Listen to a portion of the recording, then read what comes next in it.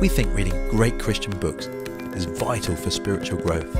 So we are asking significant Christian leaders which 3 books have changed their lives.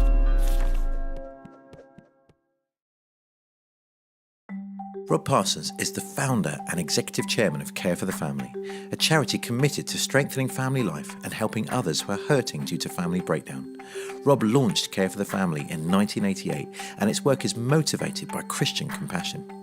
The resources and support it provides are available to everyone of any faith or none. Rob is the best-selling author of The 60-Minute Grandparent, Teenagers, and also The 60-Minute Father. One of Rob's most recent books is The Wisdom House.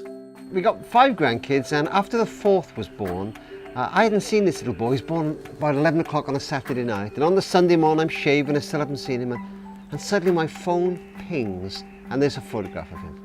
I'm not sure why, but it's incredible desire to write him a letter, to warn him of some of the things that were coming down the road, tell him about some opportunities, save him from some of the lessons I'd learned the hard way, and share with him some wisdom I'd learned from others far brighter than me.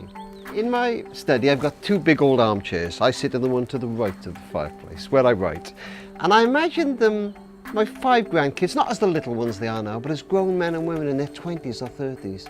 And they'd sit in that old armchair. Somebody had broken their heart, someone had trod all over their dreams. They were tired of trying to be somebody they couldn't be just to please other people, and we talk long into the night. So I created this book, The Wisdom House, for them and of course, for others. You know, the book that changed my life, I came across in 1984. It was one of the very lowest moments of my life. My wife was ill, I was too busy, I was stressed out of my mind, I was in the law practice, I'm a church leader, I'm speaking all over the place. Church was going through a tough time. It was just one of those very, very low times. And somebody gave me a book by Professor Lewis Smeets called How Can Everything Be All Right When Everything's All Wrong? And it really did change everything. It has an incredible opening. This guy's in a hospital bed, he's got terminal cancer, and his friend goes to visit him and comforts him. And as his friend leaves, the guy who's dying shouts out, "It will be all right, you know, it will be all right." And Smeets tries to answer that question. How in the lowest moments of our life can it truly be all right with us? And I've got an old dog-eared copy from 1984 in my study, and in it I've written, if I've lent you this book, return it. It's very precious. This is the book that changed my life. I've spent a lot of my life talking about parenting, and I absolutely love a new book that's come out. It's by Catherine Hill, and it's called If You Forget Everything Else, Remember This, Parenting in the Early Years. And it's brilliant. She covers things like, you know, if you have more than one child, you're going to have chalk and cheese. If the first one's compliant, the second one will test you daily. She talks about choosing your battles. You can fight the homework battle and the shirt hanging out battle and the smoking battle. You can't fight them all.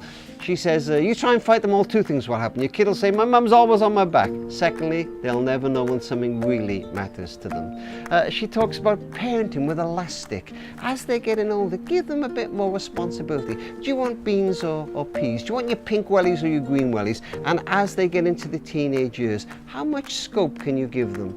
Don't try and keep them always from pain. Allow them little failure. She says your job is to get them ready for the day when you're not there. It's full of cartoons, it's easy to read, little chapters. It's called If You Forget Everything Else, Remember This, and I absolutely love it. You know, a book that I have found incredibly helpful is a book called Leading on Empty by Wayne Cordeiro. I'm involved in leadership, but I think it would be relevant whatever you are. And Cordeiro was a very successful church leader, and he's doing this and he's doing that. And one day he's driving to preach at a conference, pulls into a lay-by, puts his head in his hands, and begins to weep uncontrollably. He thinks, what's going on and what is happening to me? And he's obviously going through what sometimes we used to call nervous breakdown or something, but then Cordeiro in the book begins to unpack the lessons he learned. How did he get there? Was he struggling to prove himself to the whole world? How did he possibly get there? One of our core values in Care for the Family is vulnerability. Not pretending to have all the answers, but sharing openly. And Cordeiro does that. And I think it's liberating to read. I think it can truly help us in our emotional and physical state. And I think Leading on Empty is a truly remarkable book.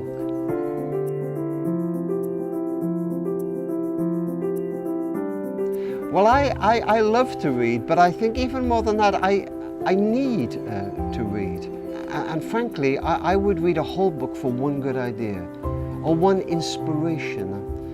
I give out a lot. I'm always speaking, always preaching, always sharing with somebody. And an old guy said to me some years ago, Rob, it's great that you're giving all this stuff out. Just make sure the well is deeper down in the bucket. And I think it was wise advice.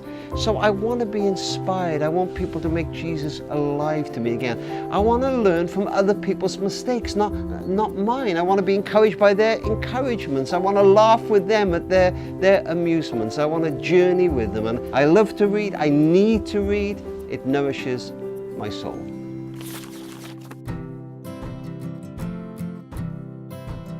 This year is the 500th anniversary of the Reformation, an event that changed the Western world, if not the whole world as we know it. And in order to make the most of this anniversary, why not invest in some great Christian books? The first is The Unquenchable Flame, Discovering the Heart of the Reformation by Mike Reeves.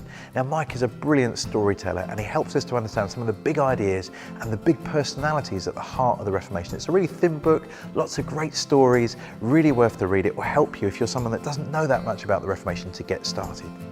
But once you've read that book, you might want to enjoy this one, Reformation Myths, 5 Centuries of Misconceptions and Some Misfortunes by Rodney Stark.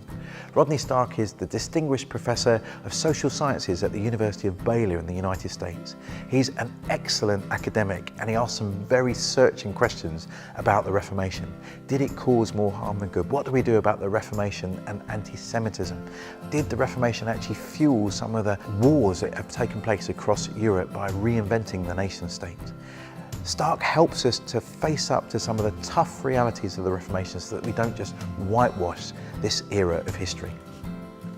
Now, why not, to celebrate the Reformation, read a commentary on the book of Romans? The book of Romans was the book of the Bible that was at the heart of that Reformation change. It was as Luther read Romans and rediscovered the doctrines of grace and salvation through faith alone that the Reformation started in the first place. And here's an excellent new commentary by Anthony Thistleton called Discovering Romans, Content, Interpretation and Reception. I've read this cover to cover and I had some profound new insights into the book of Romans and some surprising conclusions that I hadn't really thought of before. Why not invest in your spiritual health by getting to know the book of Romans through Anthony Thistleton's eyes? Thanks for joining us at Books for Life. Please visit booksforlife.uk, our website, where we've got all the news about all the best new books.